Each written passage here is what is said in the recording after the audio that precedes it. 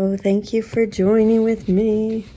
We are in A Course in Miracles, the Foundation for Inner Peace edition. We are on Chapter 9, the Acceptance of the Atonement, Section 3, the Correction of Error. If you would like to join me in prayer, Dear Father, if left to my own devices, my perception will be skewed. I surrender to you everything that I think and feel. God, please take my past, plan my future, send your spirit to redeem my mind, that I might be set free. May I be your channel, God, and serve the world. May I become who you would have me be, do what you would have me do, go where you would have me go, and say what you would have me say, and to whom. And so it is. God, please allow me an open mind for a new experience. Help me to set aside everything I think I know about everything, God. This virus, this world, about my brother, about myself, which is one and the same, and about you, God. And so it is. Thank you. Amen. And here we are. We are on page 166 in A Course in Miracles, Chapter 9, the Acceptance of the Atonement, Section 3, the Correction of Error. The alertness of the ego to the errors of other egos is not the kind of vigilance the Holy Spirit would have you maintain. Egos are critical in terms of the kind of sense they stand for. They understand this kind of sense because it is sensible to them. To the Holy Spirit, it makes no sense at all. To the ego, it is the kind and right and good to point out errors and correct them. This makes perfect sense to the ego, which is unaware of what errors are and what correction is. Errors are of the ego, and correction of errors lies in the relinquishment of the ego. When you correct a brother, you are telling him that he is wrong. He may be making no sense at the time, and it is certain that if he is speaking from the ego, he will not be making sense. But your task is still to tell him he is right. You do not tell him this verbally if he is speaking foolishly. He needs correction at another level because his error is at another level. He is still right because he is a son of God. His ego is always wrong, no matter what it says or does. If you point out the errors of your brother's ego, you must be seeing through yours because the Holy Spirit does not perceive his errors. This must be true since there is no communication between the ego and the Holy Spirit. The ego makes no sense, and the Holy Spirit does not attempt to understand anything that arises from it. Since he does not understand it, he does not judge it, knowing that nothing the ego makes means anything. When you react at all to errors, you are not listening to the Holy Spirit. He has merely disregarded them, and if you attend to them, you are not hearing him. If you do not hear him, you are listening to your ego and making as little sense as the brother whose errors you perceive. This cannot be correction, yet it is more than merely a lack of correction for him. It is the giving up of correction in yourself. When a brother behaves insanely, you can heal him only by perceiving the sanity in him. If you perceive his errors and accept them, you are accepting yours. If you want to give yours over to the Holy Spirit, you must do this with his. Unless This becomes the one way in which you handle all errors. You cannot understand how all errors are undone. How is this different from telling you that what you teach, you learn? Your brother is as right as you are, and if you think he is wrong, you are condemning yourself. You cannot correct yourself. Is it possible then for you to correct another? Yet you can see him truly, because it is possible for you to see yourself truly. It is not up to you to change your brother, but merely to accept him as he is. I love this section. His errors do not come from the truth that is in him, and only this truth is yours. His errors cannot change this and can have no effect at all on the truth in you. To perceive errors in anyone and to react to them as if they were real is to make them real to you. You will not escape paying the price for this, not because you are being punished for it, but because you are following the wrong guide and will therefore lose your way. Your brother's errors are not of him any more than yours are of you. Accept his errors as real, and you have attacked yourself. If you would find your way and keep it, see only truth beside you, for you walk together. The Holy Spirit in you forgives all things in you and in your brother. His errors are forgiven with yours. Atonement is no more separate than love. Atonement cannot be separate because it comes from love.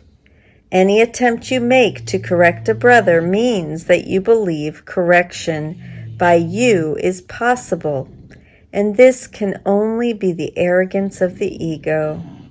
Correction is of God, who does not know of arrogance. The Holy Spirit forgives everything because God created everything. Do not undertake his function, or you will forget yours. Accept only the function of healing in time, because that is what time is for. God gave you the function to create in eternity. You do not need to learn that, but you do need to learn to want it. For that, all learning was made. This is the Holy Spirit's use of an ability that you do not need, but that you made. Give it to him. You do not understand how to use it. He will teach you how to see yourself without condemnation by learning how to look on everything without it. Condemnation will then not be real to you, and all your errors will be forgiven. I love that section. And now let's move into a silent meditation. Actually, I think I'll play one of Oprah and Deepak's meditations.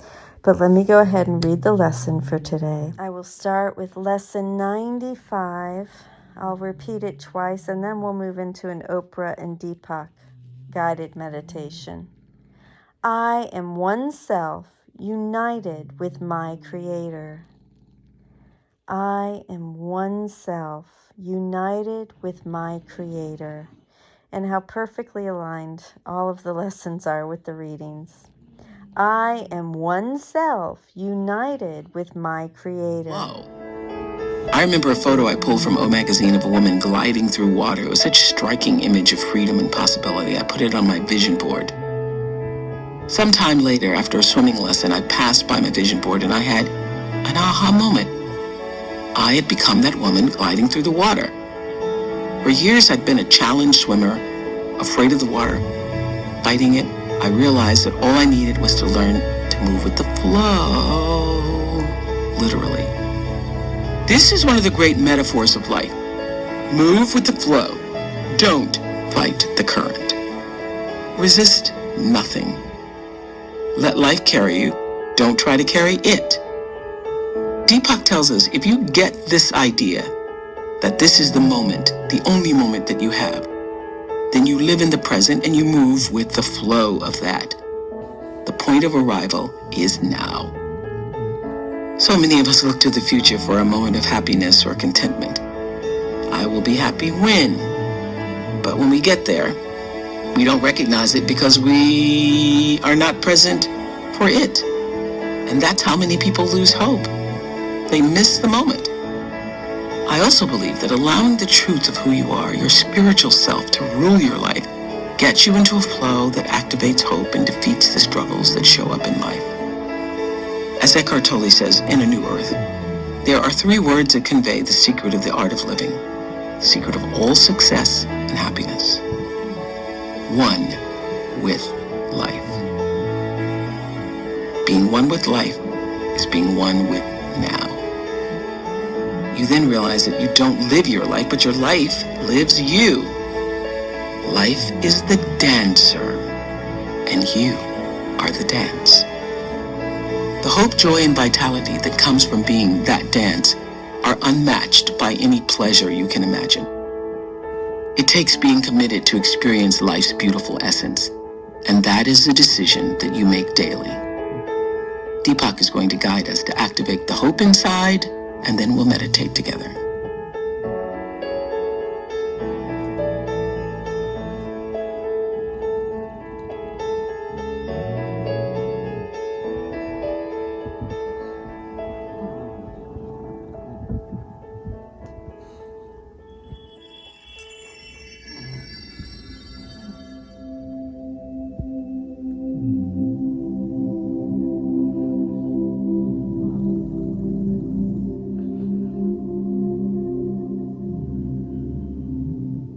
By activating hope and awareness, you bring new possibilities to light within yourself.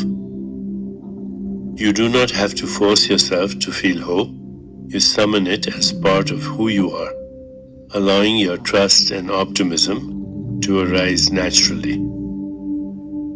To activate hope, we bring attention to our presence of awareness. This awareness is like the screen on which our feelings, thoughts, and sensations are projected. Typically, we only pay attention to these contents of the mind, but not the presence of awareness, which makes all experience possible. In meditation, we experience that inner awareness, which activates the qualities of consciousness, including hope. And then what? Daily life goes on as before, except that a shift starts to occur. We discover, first in small ways, that life can take care of itself. This is the activation of hope in consciousness, beginning to exert its organizing, harmonizing, and creative power in our life. This is a transformative discovery. Most of us are so used to the idea that we need to control our lives. The notion that life can take care of itself from our awareness seems impossible. But the infinite intelligence of consciousness has always been taking care of life. Your body has always been functioning and thriving without your conscious direction or control. Your heart beats without you choosing to make it happen. The struggle and obstacles we encounter in daily life are the result of losing contact with the cosmic intelligence of our present awareness. Hope becomes real when in any situation you trust that your awareness can lead you to a resolution. However, this is not passively watching and waiting. Awareness remains alert to the signals coming to you from inside at the level of insight and intuition and from outside. In practical terms, the process is quite simple. You recognize an issue that needs attention, you hold an open, neutral intention for a creative solution, then you let go and you allow the presence of your individual awareness to join universal awareness and show you what's next. This is the secret of creative living. living with hope and optimism.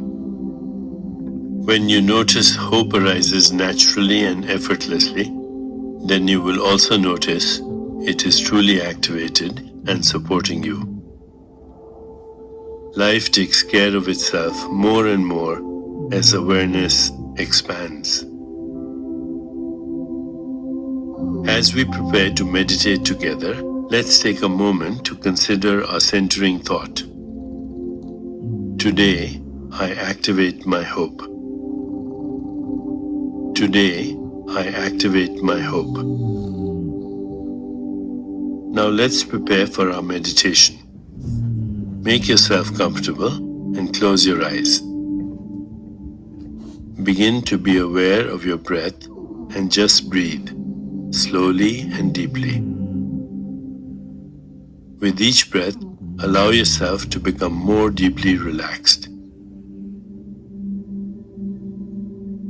Now, gently introduce the mantra, Om Shara Vana Ya.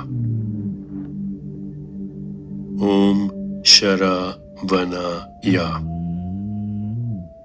This mantra attunes your intentions with the intentions of the cosmos.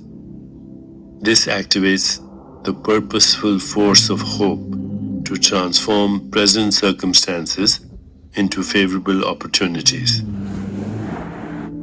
Repeat it silently to yourself. Om Shara Vana Ya. Om Shara Vana Ya. Om Shara Vana Ya. With each repetition, feel your body, mind, and spirit open into an expanded state of awareness. Whenever you find yourself distracted by thoughts, noises, or physical sensations, simply return your attention to silently repeating the mantra. Om Shara Vana Ya. Om Shara Vana Ya. Om Shara Vana Ya. Please continue with your meditation.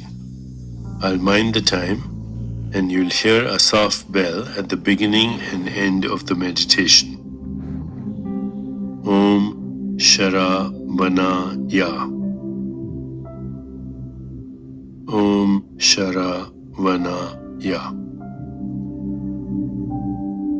Om Shara Vana Ya.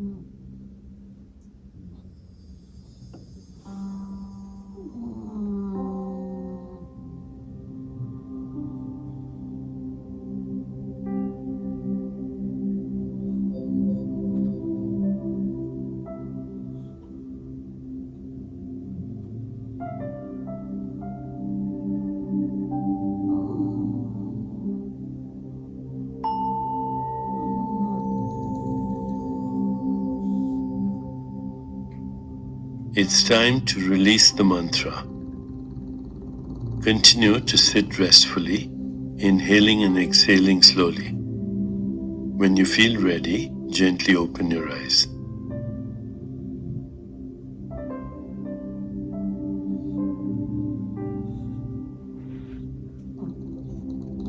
As you continue with your day, contemplate this centering thought.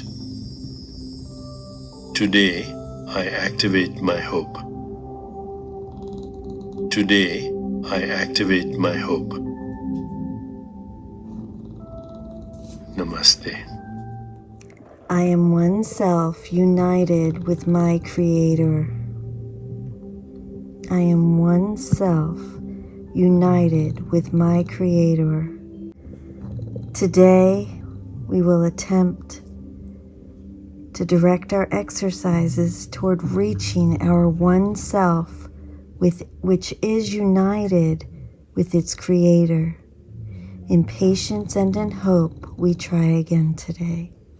I love you. Thank you so much for joining with me. I will see you tomorrow.